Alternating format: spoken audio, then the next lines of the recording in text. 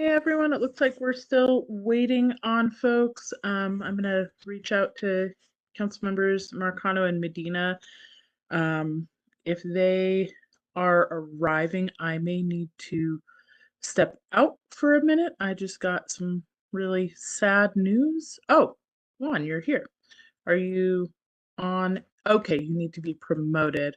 I just got some sad news about the passing away of a constituent, so I might have to step away for a moment and have Councilmember Marcano chair as long as Councilmember Medina also joins. But let me find out if Councilmember Medina is joining us. Stephanie, this is Katie. You're going to have to promote Councilmember Marcano and Midori. They're in the attendee list.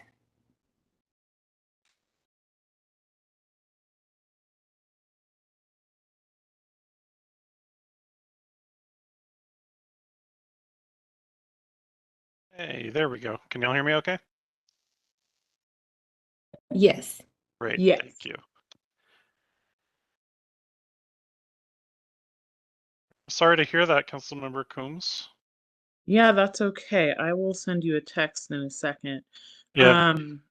But I'm just waiting for Council Member Medina. So maybe we'll go ahead and just get started for now with the minutes since we do have a quorum. Just out of respect for everybody's time, we'll go ahead and start with the agenda for now. So we'll go ahead and call this meeting to order for our November meeting of the Public Relations Communications, Tourism, Libraries, Boards, Committees, and Citizens Groups Committee. And thank you all very much for joining us. I am looking forward to our presentation, so I hope that if I do need to step away, it won't be for long. But okay, Councilmember Medina is also here, as well as Councilmember Marcano, the vice chair. So thank you everyone for being here. Excited about our presentations for today. And we'll go ahead and start with the approval of the minutes. All right. Does anybody have any changes? None Ellis? from me. I think Ellis has some. Yeah, they do not approve of the minutes. But sorry, babe, I'm going to take my own vote today, and we will go ahead and approve these minutes. So those will stand approved. So, sorry, my agenda is not in the right spot, but I believe our next item is the presentation of the Art in Public Places Commission with Roberta and Brittany. Yep. Okay, and then Councilmember Marcano, I'm going to pass you the virtual gavel. So you'll be temporarily chairing until I get back. All right. Thank you, Councilmember Coombs. Real quick, I just want to ensure that we don't, do we have any announcements for the group? Seeing none, and we don't have anything on consent, then we'll move into 5A.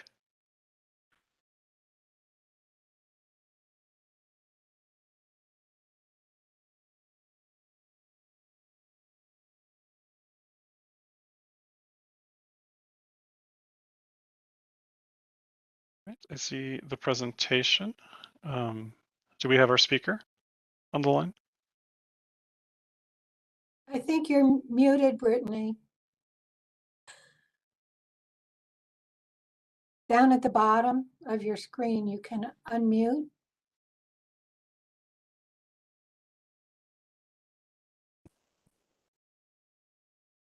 Is it showing on your side, Brittany, that you're muted? No?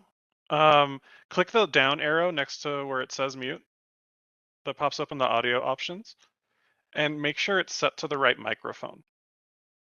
So I see you're wearing a headset or earbuds. So I just want to make sure that it's using, that it might have, that you're using the right device there. Do you not see the right, any different options there? Okay, let me think, what else could be going on here? Is your headset properly plugged into your device? Like plugged in all the way? Like maybe try disconnecting it, reconnecting it?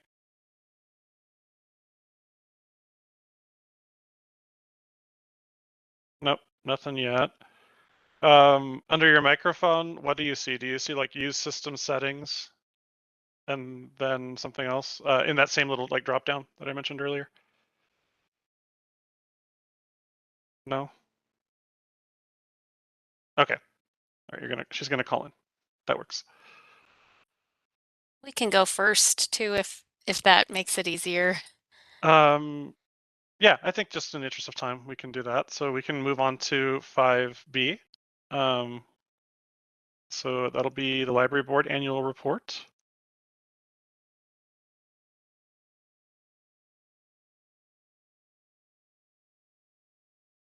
Midori, is that Paula? Yep. Yes, it is. Thank you. And I don't have sharing privileges, so I'm hoping somebody else is going to bring up the slide deck. I can give you sharing. I didn't know if you or Paula were going to do it. Okay, Midori.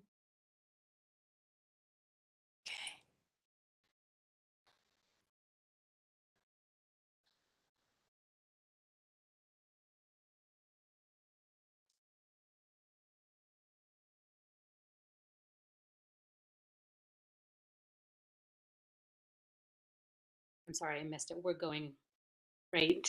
Is this us? Yes. All right. Yes. Well, hello, everyone. I'm Paula Vargas. I'm the president of the Board of Trustees for the Aurora Public Library. So thank you for having us. We are excited to share the information that's about to come. In the next slide, these are images of the pictures around the city. So 2022 has presented opportunities for the library and the staff to really reignite interest in the community after some of the closures due to COVID-19. As libraries across the country experience change, Midori and her team are shifting how Aurora Public Libraries are servicing the community and really meeting the community where their new demands are. The attention to the community is bringing in more people online and in person for items beyond books that are checking out. And slide 3. Oh, wait, I'm sorry, go back up. Oh, darn. Was that slide 3?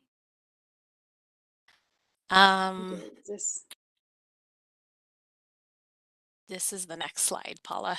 Okay, sorry, thank you. Before we talk about the future, we wanted to revisit the past and how the Aurora Library became about. The Aurora Women's Club was organized on January 8th, 1925, and got to work creating a public library in Aurora. Archives show that to obtain the necessary funds, the club held card parties, teas, bake sales, sold other items, and plays for 25 cents. 15 cents for children. With $171, they opened a library on Dallas in February of 1929 and dedicated it the following October. So this is a few information of the women who dedicated their time to the library and helped open these libraries. Thank you. Here's an overview of the library and the cultural services budget. You can see in the, department, the summary at the bottom of this slide that the department lost more than 14% of its 2019 budget and in 2020, and was still 7% lower in 2021 than in 2019. The 2022 proposed budget finally provides a modest 3.85% increase after 2 years of the department budget cuts. Slide 5, APL has 6 libraries serving various parts of the city. Central Library and ILF serve the Northeast, MLK and Hoffman serve the Northwest, and Mission Viejo and Taylor's Reach serve the South. We are excited that as of August 2022, the Chamber Library quietly opened its doors. The grand opening for this library is scheduled in January of 2023. With this location now serving the Northwest, all 7 original locations are back up and serving the public. The original Chambers Library, the original Chambers Plaza Library closed in 2009 and a computer lab located at the Kmart reopened sometime around 2012 and then closed again in 2017. Now, a fully serviced library is open for the neighborhood to see, especially the children and the teens who go to this library in the area, which includes the Hinckley High School students. In slide 6, 2022 had many important milestones for the library.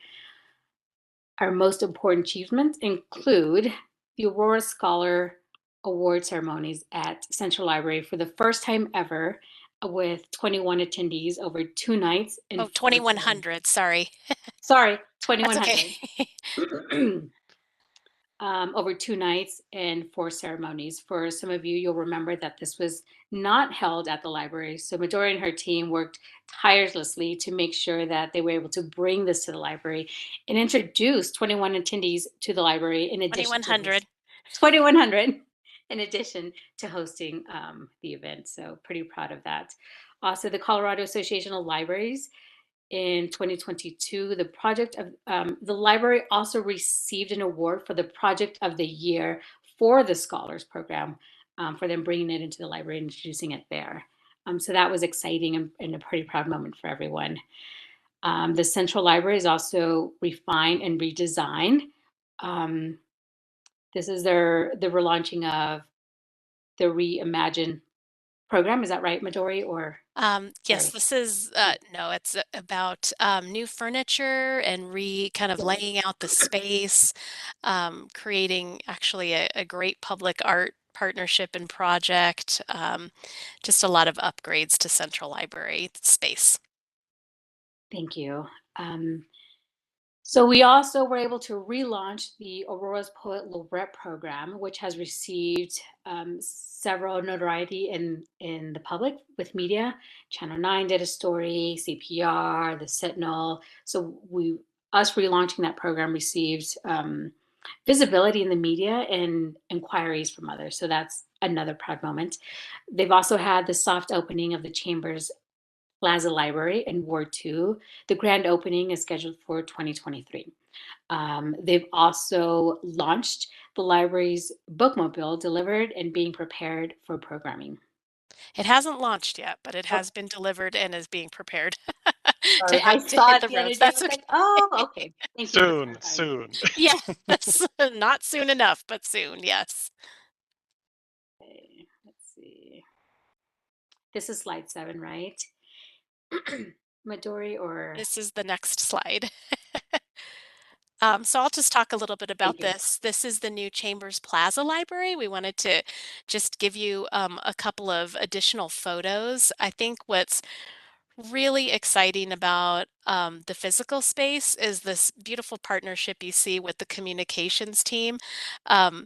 Hopefully you can see those beautiful sun graphics in the photo on the left, and then the beautiful welcoming message in the photo on the right. And all of those graphics were designed by one of our very talented designers at the city's communications department, and we worked together to create a truly beautiful and inviting space there. You can see the address. It's 1551 North Chambers Road. There's a big King Soopers in that parking lot.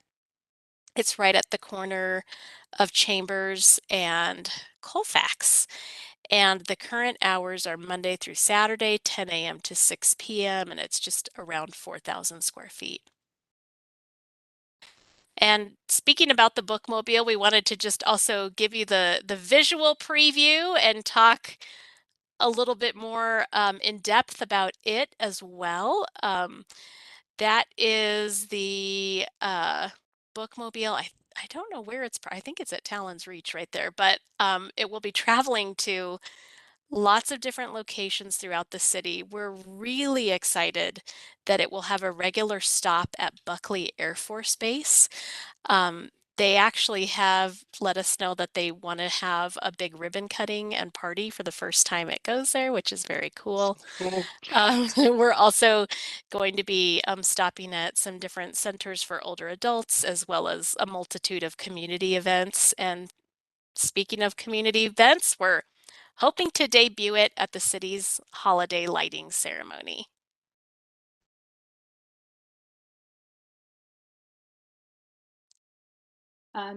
Majority, you want me to continue? Or do you Yes, want go to ahead. back Go in? for it. So while we're not back up to our pre-pandemic numbers on the library visits, we've really kept steady on checkouts and had a big increase in electronic checkouts. So we also have had more participation with the programs during COVID and after due to the virtual programming. Victoria, do you want to jump in and talk about these numbers? We've talked about them before, and I think Sure. it's great that Yeah. we've. I think just another thing to call out is to see how we've really had a steady increase in library cards over the last 3 years. Even with the pandemic happening, you can see we've had a pretty steady little increase there, which is really exciting to see.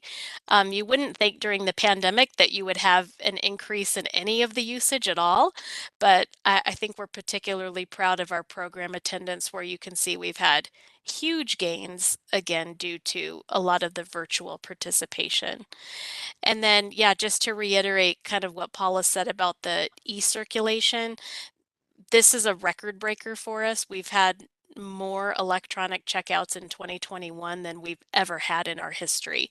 And this is helping to shape a little bit how we're spending our materials budget, and just making sure that we're able to provide this great electronic content for our patrons. So the upcoming projects, in November, we have a launch for the Wi-Fi hotspot checkout. In 2023, we have Reimagine Aurora Public Library. We also plan on going away with fines. Majority, do you want to expand a little Sure. bit Yeah, we're really excited about on? 2023. We really think it's going to be our best year ever, due to a couple of things. So we're inviting the public and our staff and everyone to help us reimagine Aurora Public Library. We've worked with the city's communication team to work on a campaign around this idea, and some of the big things that are going to be happening as part of the reimagining of the library are, just like Paula said, going fine free in 2023. It's awesome that it also rhymes, so that's pretty cool. We're also going to be expanding our hours at Central and Talon's Reach Library, so we're still in kind of a more limited hour phase, but starting January 1st or January 2nd, because we'll be closed on January 1st, Central Library will go back to being open Monday through Thursday from 9 a.m. to 8 p.m. and then Friday through Sunday, 10 a.m. to 6 p.m. So we'll have full hours at Central. It will be the same at Talon's Reach. And the idea is really to have a lot more extended hours at one location in the south, one location centrally. And then when our Martin Luther King Library gets remodeled and revamped, we will also be extending the hours there. So we'll have extended hours available in the north as well. We're going to be hosting that grand opening of the Chambers Plaza Library in January, as Paula mentioned earlier. We'll have a grand opening for the bookmobile and a big ribbon cutting. We're thinking sometime in February. And then we're also going to produce this limited edition library card. And I know you will all want one. So we will hold those for you and have a ceremony where we can get you your limited edition library card that will be branded just for the Reimagine campaign. Thank you. Let's see, the expansion, we also have 2.5 MLK for that library, which Senator Michael Bennett, Victoria, help me out with this one, I'm sorry. Yeah, no, that's okay. We were selected by Senator Bennett to be included as part of his portion of the congressional spending bill. We are waiting for a final vote to take place. We hope that it's going to be happening soon now that the elections are over. When that bill is passed, $2.5 million will be earmarked for the MLK Library expansion and remodel, which we're very excited about. Okay. We're also creating a new library marketing identity with the communications team. So we're looking forward for that to being pushed out and reaching a new audience for our community as well. And that is all that we have. But we're certainly opening this up and able to answer any questions that anyone might have. Right. Well, thank you so much, Paula and Midori, for the presentation and also for all the work you'll do. I mean, our libraries are just so important for our city's residents, especially, with COVID. I know they were a lifeline for people, but I'm excited to see that the utilization is continuing to stay strong, and that we're, going to where people are. The bookmobile is something I'm really, really excited about. So with that, Councilmember Medina, do you have any questions or comments? No, thanks for the good work, and I'm glad to see that they're all up and running. Great. Awesome. And Councilmember Coombs, are you still handling constituent business? I think she might be. So yeah, I don't have any additional questions. I just want to, again, express my gratitude and appreciation for all the work y'all do. So thank you so much. Awesome. Thank you for letting us present. We appreciate it. Absolutely. All right. Returning back to 5A, Art and Public Places Commission 2022 Annual Report. See if we've got the audio issues worked out. I see Roberta. And is Brittany still with us? Yes, Brittany, can you start your camera and hopefully talk to us? Oh, she's talking on the phone. Yeah, I think you're muted again, Brittany. I'm not sure what's going on. Let me see here. Oh, you're a call-in user now, and then you're still muted. So hang on a sec here. Say something again. Wait, I think it's working. I hear you. nope. Yeah, we can hear No, you. we can hear you. You can hear me? Yeah. Oh, okay. I don't know if Yay! it's coming through the computer or through the phone. It's coming so through your I'm just going phone. to keep both going. Okay. Yeah, there's a slight Well, delay thank you. because your AV is desync, but you're good. Okay. Well, I apologize for the delay, and thank you all for bearing with me. My name is Brittany Pirtle. I am the Aurora Art and Public Places Commission Chair. I'm joined today by our Public Art Supervisor, Roberta Bloom. So thank you for your patience too, Roberta. And I will prepare to give you the annual report. Okay. And let me get the presentation up on the screen.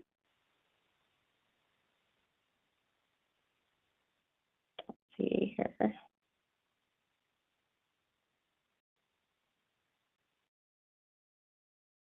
Share.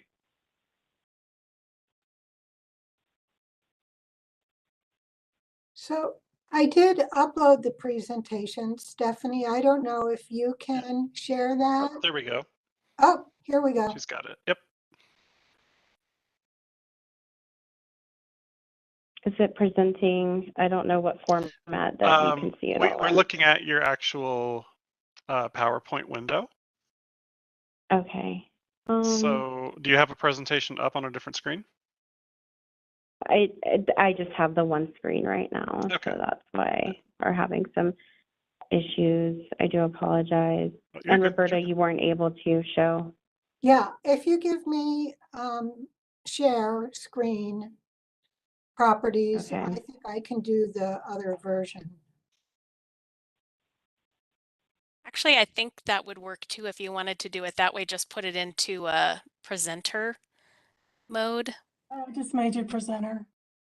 Oh, I mean for Brittany, just put your Brittany. PowerPoint into a presenter or whoever had that up. Okay. I think all you need to do is just click the slideshow button.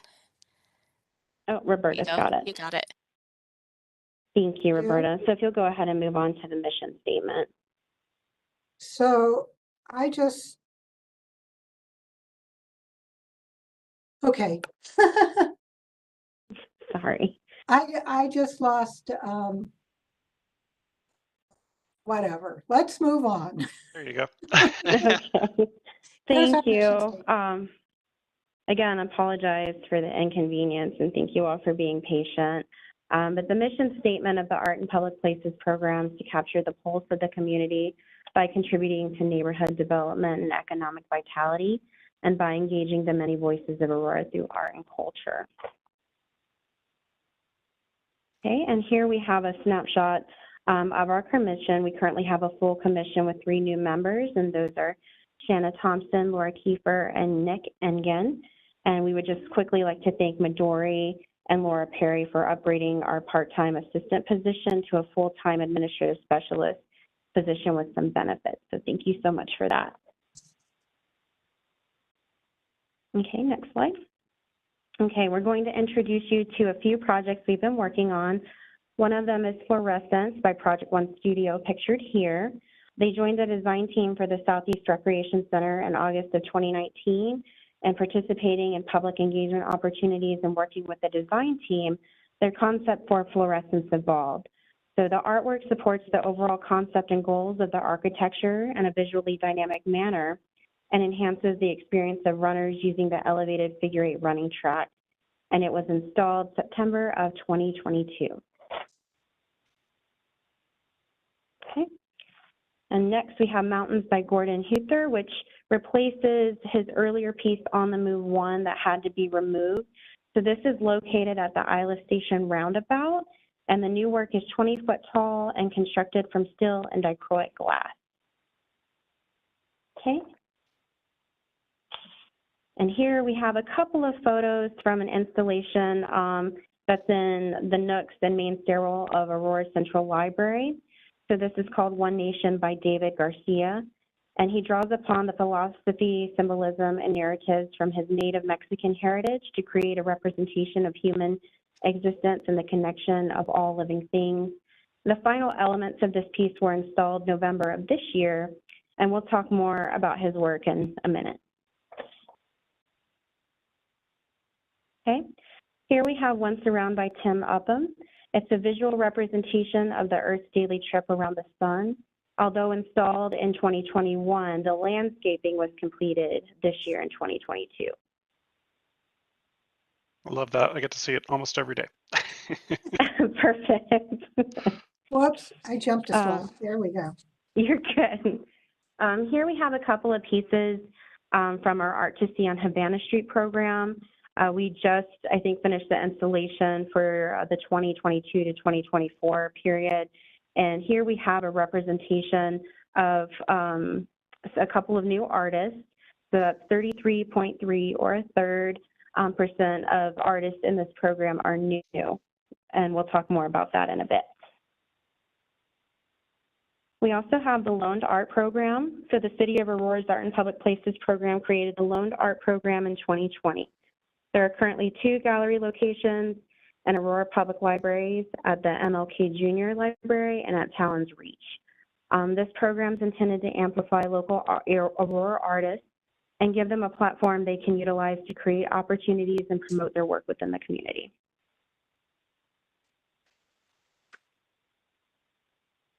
Okay. Whoops, there we go. You're good. Yeah, you got a lag there. It's okay. So 2022 was a big year for maintenance and collection management for Aurora Art and Public Places Commission.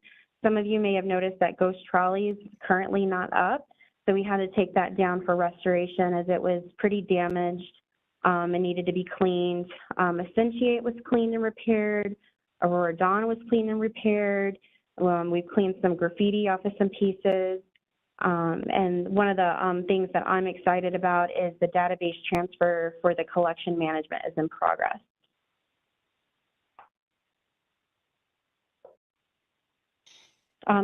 Talking about diversity and touching on our mission statement and goals, we met earlier this year with Aurora's diversity manager, Angel McKinley Page, who shared the goals of the DEI office, and Aurora Art and Public Places Commission wanted to make sure that we were keeping in line with the city's vision and goals. And our selection processes now include voluntary identification requests from applicants, and we wanted to make sure that we were in line with that and not asking for anything that was inappropriate. And we're only going to be using that information internally to make sure that it's a benchmark to measure our success and our goals, and that we are honoring our mission and vision statement and holding ourselves accountable. Okay, education and advocacy. So Roberta and Chelsea compiled a resource guide for the Charles Burrell Visual and Performing Arts Academy and gave an in-person tour of our public art collection while relating works to literature, science, and history. Basically, ways that public art can be incorporated into the classroom and encourage students to delve further into the arts. And we actually got excellent in-person feedback from a few teachers who attended that tour while we were advocating at Global Fest. So that was great. Okay, and if you're interested in those materials, they're available online on the Aurora Gov website under Aurora Art in Public Places. And then here's a couple of quirky photos of our commission while we're out advocating for the commission and Aurora Art in Public Places. So we represent AIPP at public events, supporting cultural events and organizations. We try to make sure we're present at Colfax Canvas. We represent the city at the Aurora Booze Cruise and the Sports Park, Chalk Lines and Vines, Reflection Garden on Tap at the 720 Memorial, which this year was the 10th anniversary, and Global Fest. Again, we sit on different boards, commissions, committees, as well as the Aurora Art and Public Places Committee.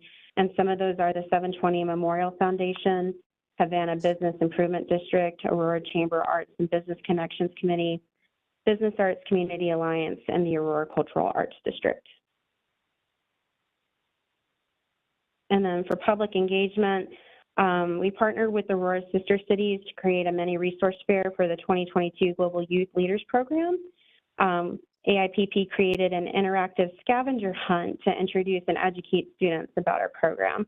And I also got some feedback on that and some students and kids asking when we're going to do that again. So that was very successful. And then innovation. So this is some excerpts from that guide that I was talking about earlier. So this resource book was developed by AIPP staff, includes Aurora Public Library staff insights, and provides access to library collections and information via QR codes. This guide intends to serve as an educational resource guide and connect our community through the perspective of public art. Again, we talked about the Charles Burrell Academy earlier, but we also are trying to speak on things such as sustainability when it comes to the Plains Conservation Center and Highline Canal projects. So some of those are slated for 2023 to begin working on those and getting an art selection panel. And then the 3 pedestal project, providing access and opportunity for new artists, that's currently in progress. And so that gives us a chance to address our DEI goals because we really want it to be a reflection of the community that the art is actually placed in. So some goals for 2023, the development of a new 5-year master plan.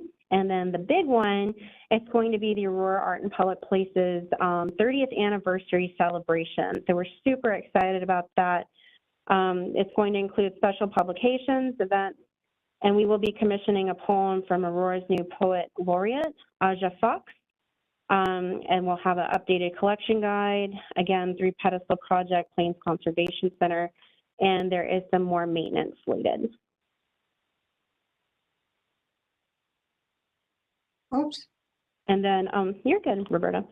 So we'd like to engage the many voices of Aurora through public art and cultural celebration. We contribute to the neighborhood development and economic vitality. The commission acts as an effective communication channel among the community staff, city council, and we try to attend and be present with updates at ward meetings and send monthly email messages to city council and city leaders on upcoming and existing projects.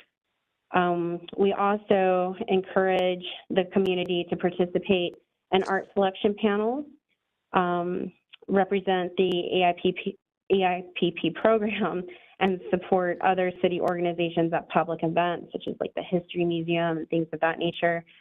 We make recommendations regarding maintenance priorities for the city's public art collection and prioritize site selections and budgetary recommendations for projects. And again, the Art and Public Places Commission works to create a superior quality of life for residents, making the city a desirable place to live and visit. We work together with the staff to distinguish Aurora as a place where active citizen participation is invited and encouraged through participation in art selection panels and events, a community where environmental stewardship is always a critical consideration in commission artworks, including choices of materials, maintenance requirements, and site selection. And then a city with high quality infrastructure and facilities, as in the upcoming 9-mile pedestrian bridge art project and integrated art in the Southeast Recreation Center. And lastly, a community that embraces and celebrates cultural diversity with projects such as One Nation. And the Aurora Art and Public Places Commission would like to give a special thank you to support from council members Coombs, Marcano, and Medina. You've been present on art selection panels. We've seen you at Global Fest and out and about at these different events that we're advocating for. So we really appreciate your support and just thank you in general. And again, thank you for being patient with us as we got our technology issues underway. Did we have any questions? Well, thank you, Brittany and Roberta, for the presentation. And y'all made me blush. I don't have my camera on, but for the shout out, thanks there. But I also want to thank you all for the work you do.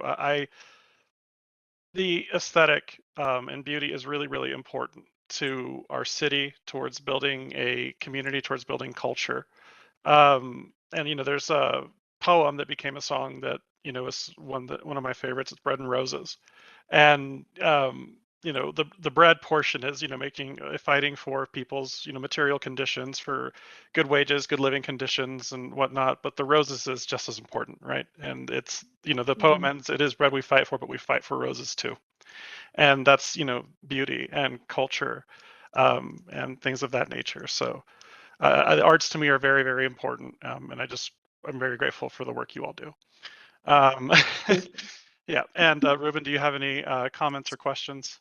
Not just same comments you had. Is just thanks for the opportunity to be part of the Arts Commission and looking at some of the other art. It's certainly expanded my viewpoints as well, and I somebody that supports the arts in a variety of different ways as well. And I think again it's a vital part of our community to celebrate all the diversity that we have in the world. So thank you. Thank you. Absolutely. Thank you. I do have a question for both of you. And I'm just wondering, has the commission considered a street beautification initiative? So here, because this is something that I've talked to Roberta about in the past, and I hear pretty frequently from my constituents in Ward 4. There are, two big issues, right? One is trash, which we're hoping to address through a different committee, but the other is opportunities to wrap utility boxes, signal boxes, and things like that to add more color into our communities and to elevate local artists with some of these small projects.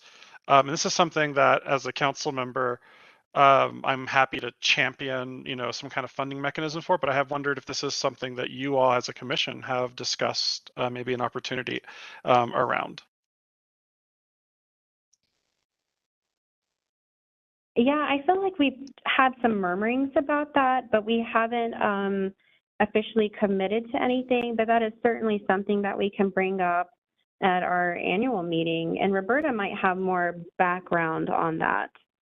So there actually is an initiative that involves neighborhood services and traffic and the AIPP program. And this was an initiative that really started under Anna Bunce when she was the traffic manager, and then was handed off to her predecessor. So it's kind of a three-way collaboration and partnership, and it was initiated by them, and it falls to them at this point in time. So we try to work collaboratively to make it happen. Yep. And thank you for that, Roberta. I am aware that we do have some opportunity through that grant. I was just wondering if y'all had had a conversation as a commission about something a little larger scale. You know, because I've just seen the importance and actually the impact, which is something that was really surprising for me to learn, but just how quickly livening up, refurbishing, or just beautifying spaces can actually impact the behavior of folks who travel through or utilize those spaces. So from my perspective, I think a larger scale program outside of the neighborhood grant program would be beneficial to our residents. So that's why I was just inquiring to see if y'all had that discussion on the commission. So, and if not, I'm happy to come talk to y'all about it and see what you think. Perfect. Well, I'm sure we could take Thank you you. up on that one. All right. Yeah. So, Great. All righty. Thank you. Well, and yeah, Councilmember Coombs did drop a message. I think she's still tied up with her constituent, but she did want to express thanks to libraries and art and public places for the critical work that you all do. Oh, she's back.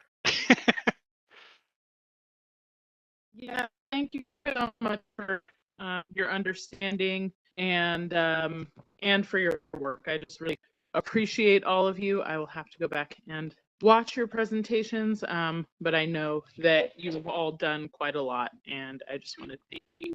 Thank you. All right. Councilmember Coombs, you broke up on us a little bit there, but are you ready to take back the gavel?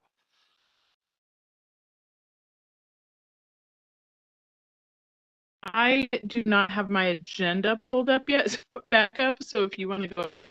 All right. Gotcha, will do. So next up on our agenda is 5C, Aurora Public Library 2023 Expanded Hours. I believe that will be Midori.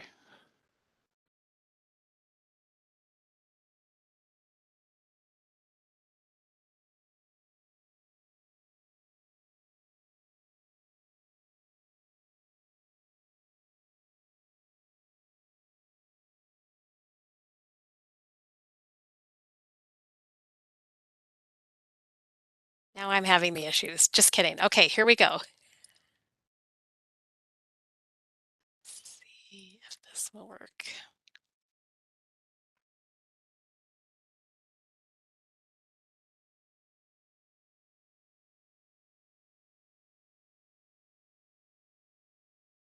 Okay, so thank you so much for this opportunity to share with you a little bit about our plan for expanding our hours in 2023. I did talk about it very briefly in Paula's presentation, and wanted to just get into it a little bit of a deeper dive, just to kind of remind everybody, not like we want any reminders about the pandemic, but just to give you a little bit of a summary of what happened with libraries during the pandemic. We did close to the public on Saturday, March 14th. And I love to tell the story about Nancy Freed calling me on Friday the 13th. I'll never forget it. And basically, you know, telling me I've got Kim Stewart here, I'm talking with Jim, and we've made a decision to close down the library. So we did do that, and we picked up with our virtual programming 2 days later. That next Monday on March 16th, we started with our very first virtual story time. We think we are the first library in the state to start with virtual programming. So we were able to make that shift very quickly.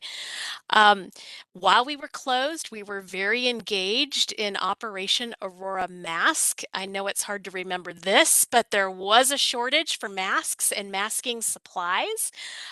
We were able to get our employees, as well as some folks from PROS and some other of the city's departments, to create a sewing lab and make more than 3,000 masks for our City of Aurora first responders. And then we launched our curbside service in May of 2020.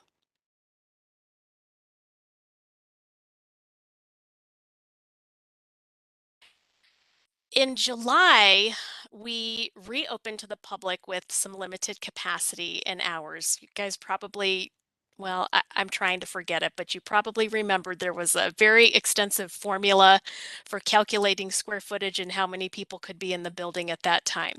So we used the formulas and did the math and created the percentages, the number of people with our square footage, and each building had their capacity limits, and we allowed people to be in the building for 1 hour, and if there weren't people waiting, they could stay longer. But in order to be equitable about the time at the library, we asked people to just stay for 1 hour. We were open at that time from Monday through Friday, 10 a.m. to 6 p.m. We were one of the very first libraries to reopen. We think we might have been the first library to reopen in the Denver metro area, and to open with pretty full hours right from the start. Then we added Saturdays back into the mix and lifted all capacity restrictions in July of the following year, so a year later. And at that point, patrons could be there as long as they wanted to be there, and we could have as many people in the building as we wanted. And the hours were exactly identical except for adding Saturday. So as we kind of thought about what we wanted to do heading into what we hope is the post-pandemic environment, we were really able to engage our staff in the process. And we conducted our own study of public library hours, particularly focusing on the Denver metro area and wanting to have hours that would correspond with what other libraries who are our competition in the area were doing. So in that vein, we really thought about the libraries that we are kind of close to: Arapahoe Library District, Denver Public. We also looked at anything in Adams County.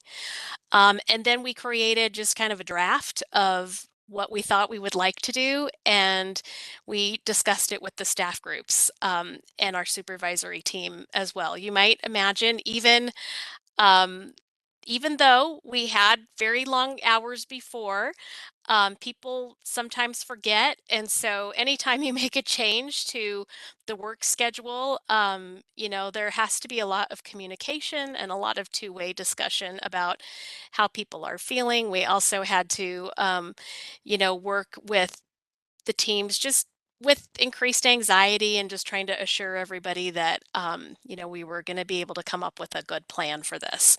And so as a result, most of our branches will actually continue to have the same hours that they have today, Monday through Saturday, 10 a.m. to 6 p.m., with the exception of Central and Talon's Reach libraries really expanding their hours. They'll be opening an hour early Monday through Thursday at 9 a.m. and they'll be staying open 2 hours later Monday through Thursday until 8 p.m. And then Friday through Sunday, they'll be open 10 a.m. to 6 p.m. So being able to add that Sunday back in for patrons in the South, and which we've never been open on Sundays before at Talon's Reach Library. So that's totally new, and we're really excited that we were able to figure that out. And then as well as reopening Sundays at Central Library. And then, as I mentioned, our strategy will also be to create expanded hours at the MLK Library in the north quadrant of the city when the expansion is completed. And the hope there really is that we will be able to increase library access for all people in the north, the south, and the central regions of our city. So these are, again, just the library locations. You might recognize this slide from the last presentation that we gave. So this is Talon's Reach here, really beautiful library. That's the library that will have the extended hours. And then Central Library, I don't know if you guys can see my cursor, but Central Library is that very first photo there. And actually, we forgot to mention all of this beautiful treatment on the glass was all part of the Central Library Refine and Redesign project as well. And that is the plan. Happy to take any questions. All right. Thank you so much for the presentation, Midori. So I'll recognize my colleagues first for questions. So Councilmember Coombs. No, I think that looks great. I'm really happy to see that there are those expanded hours kind of distributed throughout the city. I do think with respect to Mission Viejo, I know there are community groups that have meetings there in the evenings, and they do that without the library being fully open and operational. But I do wonder if there are opportunities for future expanded hours there and at some of the smaller libraries, just to give better access to folks that do want to have meetings or otherwise be in the libraries at later hours. Yes, we would love to have enough resources and staff for all the libraries to be open till 8 o'clock every day of the week. That would be amazing. Let's work on that. Indeed. Sounds good. All right. Councilor Medina? Nothing at this time. Thank you. All right. And actually, what Councilor Coombs asked was kind of the direction that I wanted to ask a question about. So I am excited to see this expanded hours. Do you foresee any issues with having the necessary staff long-term to sustain that expansion? And what are the hurdles to getting us to a point where we can actually have, full service hours? Well, I guess what I would consider full service hours, every day of the week throughout the city. It's an excellent question. And, really when we did do the study, kind of that comparison of libraries that were close to us, were even with the expanded hours, we're not open as many hours. If you look at beautiful library, Smoky Hill Library, that's part of the Arapahoe Library District right on Smoky Hill and just really borders all of our neighborhoods in Aurora. That library is actually open till 9 p.m. on most nights. So we really got creative, just kind of knowing that there likely wasn't going to be an appetite to add a bunch of staff. We really got creative about kind of reworking our shifts and the way that we're doing our work now. It's actually allowed for a lot more cross training and a lot more creativity and kind of how the groups are, which zones that they work in, and really trying to promote an idea of being a library system and not necessarily just working at one specific location.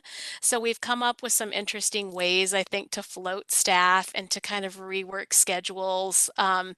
And then, quite frankly, just really being able to take a look at our staffing the way it is. And if there are areas where we can create efficiencies or we're overstaffed in some departments, in some locations, how can we kind of move folks around? I think if we wanted to really do any additional locations with expanded hours at this point, we would definitely need to do a staff study and, review what that would take. I think we ended up reworking 3 positions to Talon's Reach, primarily from Central Library to be able to staff those extra hours there. We are going to need to have this discussion when the MLK library gets renovated and expanded. There are some unique challenges at that location because it's multi-level. So, the staffing models that we use right now don't totally work because no matter what, you have to have an additional person, 2 people on the second floor. That's just kind of the nature of working in a multi-level facility. So we will likely be coming back at that point and hopefully trying to work on some of these issues with all of you. But I think for now we're in good shape with the hours that we have planned. Great. Well, thank you for that. Any further questions or comments? All right, seeing none. Thank you again, Midori, for your presentation. All right, moving on, we have miscellaneous items for consideration. I don't see any. Does anyone have anything that they would like to bring up for the good of the group? Nope. But I will take over for the next item. You got it. I'll hand the virtual gavel back to you. Thank you. So for next meeting, what I had talked to Stephanie about was actually making this our final meeting of the year. So unless there are other items that need to be on the agenda for December, since it would fall kind of right in the holidays, we will not have a meeting in December. Does anyone know of any reason why we need to meet, any items that we need to have on the agenda?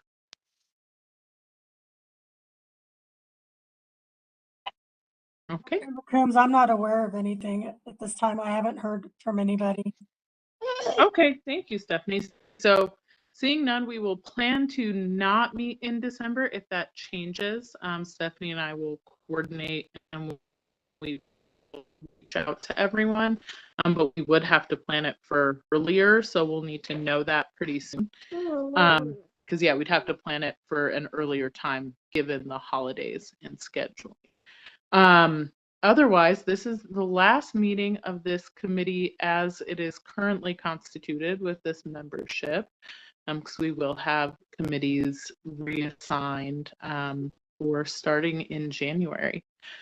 So I just really want to thank the members of this committee for your commitment and valuing of the areas of city operations that this committee oversees. And as always, really thank the staff and our boards and commission members who are committed to making sure that we have meaningful civic engagement in our community, meaningful places for people to go, and really building that social infrastructure that allows people to get support with,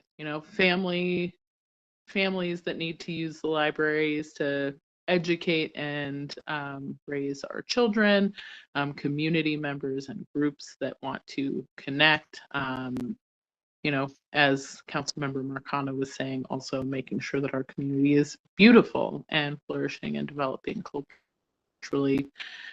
So just really, I want to thank you all. I know that oftentimes the work that you do doesn't get the attention and recognition it deserves. And so I just want to make sure that here we acknowledge and highlight that importance. And certainly I'll open it up to if there's anything else you would like to take in. This is likely our last meeting. Councilmember Marcano. All right. Thank you, Councilmember Coombs. Yes, I just want to echo most of what you just said. Always, grateful to our staff and to our boards and commissions for all the work that they do and the input that they provide to make our city a better place. So, yeah, thank you, everybody. Thank you, Juan. Councilmember Medina. Yes, thank you. Just again, saying kind of the same things. Thanks for everything you do, and I certainly know the importance of the arts in a community to help to build community, but also get people together around similar things, which is cultural sensitivity, I think. And so I thank you for all you've done, and I know, I've been part of that with Moorhead Center and how it transformed that center in particular. And so I thank you for all your work, and I look forward to seeing more things put in the city. All right. Great. Thank you both so much. And is there anything else from anyone else here before we adjourn?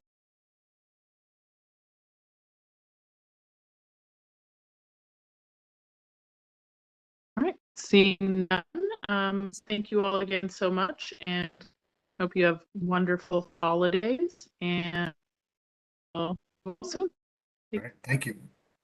Thanks, everybody. Take care.